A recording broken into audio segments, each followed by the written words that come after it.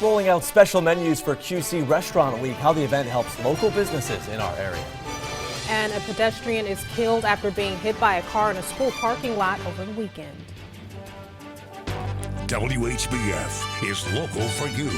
This is Local 4 News this morning.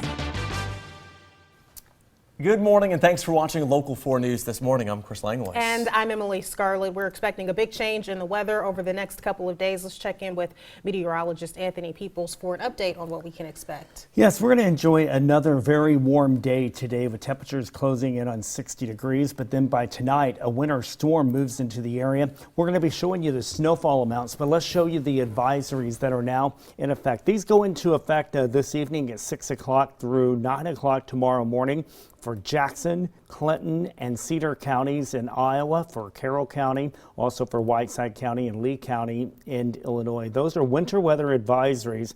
And here's where the heaviest snow is expected to fall: around Joe Davies County and up around Stevenson County across the far north. Those locations could pick up 3 to 6 inches along Interstate 80 and to the north there.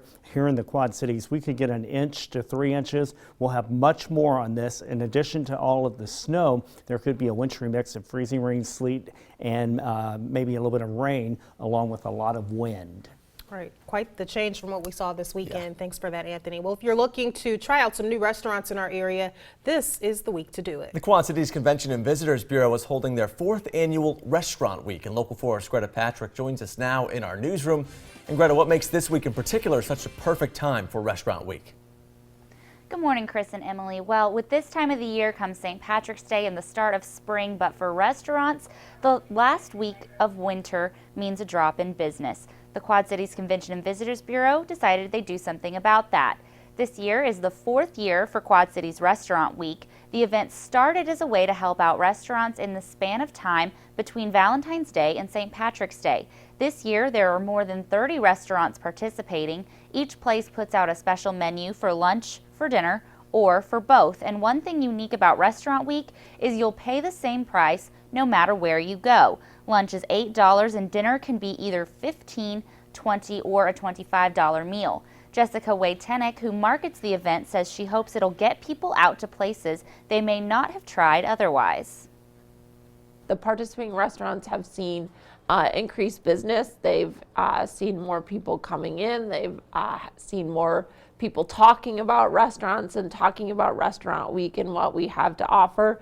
And so going into this week, we've seen more web traffic than we did last year. So I think people are really grabbing onto this and excited about Quad Cities Restaurant Week.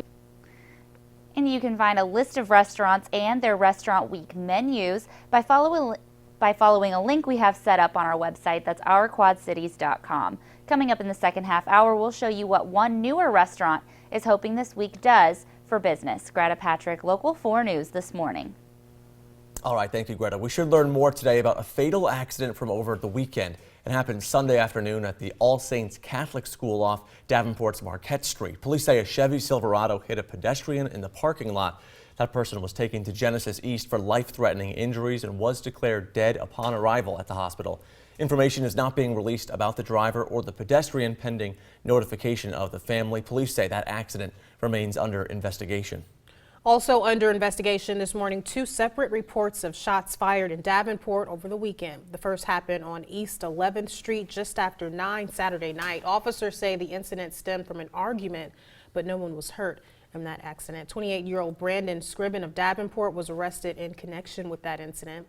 The second shots fired call happened on Rockingham Road around 12:30 yesterday morning. Officers canvassed the area and recovered casings. No injuries or property damage were reported. Police say the investigation is ongoing, but no arrests have been made.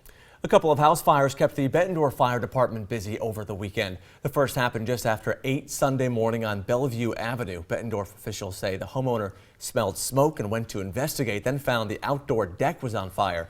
A family was inside that home at the time, but was able to get out safely. The home did suffer some damage, but the family was able to return a little later on in the day. And a second call came in around noon at the Georgian Square condos on Kimberly Ridge Road. A homeowner smelled smoke coming from the kitchen. Officials say the 3rd floor of the building had to be evacuated for about an hour. Nobody was hurt, and the homeowner was able to return. Both fires are still under investigation.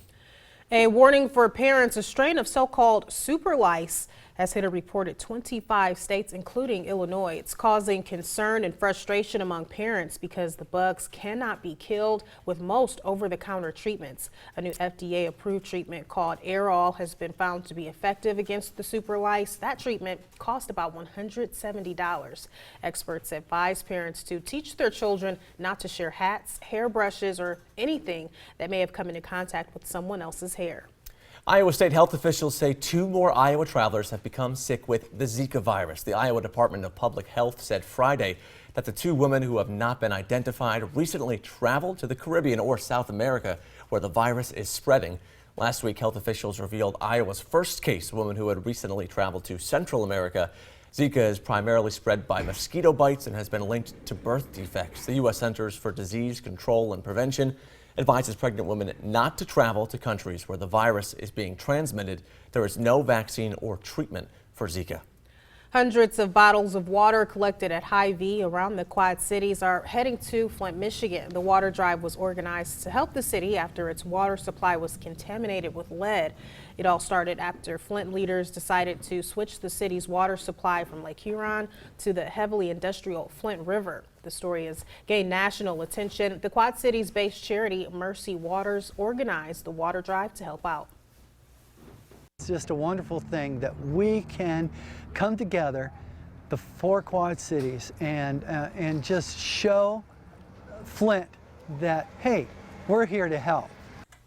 And if you'd like to help, you can still donate to Mercy Waters or drop off water at any East Moline Fire Department.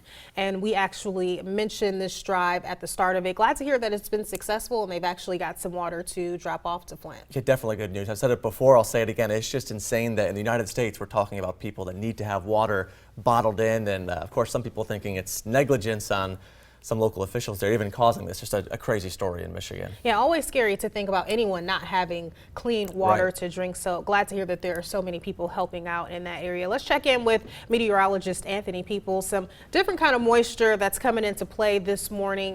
When should we start to see some changes, Anthony? Well, we're going to enjoy a nice day, Emily and Chris, but later today into this evening, more likely we'll see some rain move into our northern hometowns. And you said it in the forecast first that you know you're in the Midwest when you saw the weekend we just had, and now we're talking about a winter weather event rolling in today. Yeah, a tide record high yesterday of 66 degrees in the Quad Cities, and today we're looking at a winter storm moving in tonight. Right now, 31 degrees in the Quad Cities, west-southwest winds at 7. In Davenport, the current temperature is 30 degrees. Looking at satellite and radar over the past 6 hours, you really don't see anything because we have mostly clear skies out there, which will give us sunshine as we go through the morning hours. There may be a few clouds starting to drift in early in the morning, but we'll see 32 degrees, a nice morning, and then this afternoon more clouds are coming in and very warm temperatures.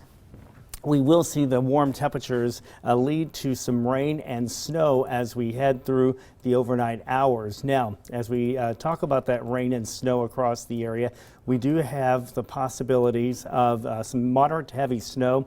Winter weather advisories just to the north of the Quad Cities, and Joe Davies County has a winter storm warning in effect. And here's the map I meant to show you earlier, but we're having a little bit of computer problems. You can see right there along Interstate 80 and to the north of there, 1 to 3 inches of snow expected, and then the heaviest snow across the far north, 3 to 6 inches. Southern hometowns may only pick up a trace to less than an inch. Now keep in mind that even the computer models 12 hours away from this storm are not agreeing on how much snow is going to fall across the area. So that 3 to 6 inches could drift north up into Wisconsin and we'll have less snow, or it could come a little bit farther south and we could have a little bit more snow. So going to be watching that very closely today, but plan on a messy commute tomorrow morning. All right, thanks for that, Anthony. Well, coming up, what new research finds on the link between gum disease and cancer. The time now is 5:10. Your top health stories are right after the break.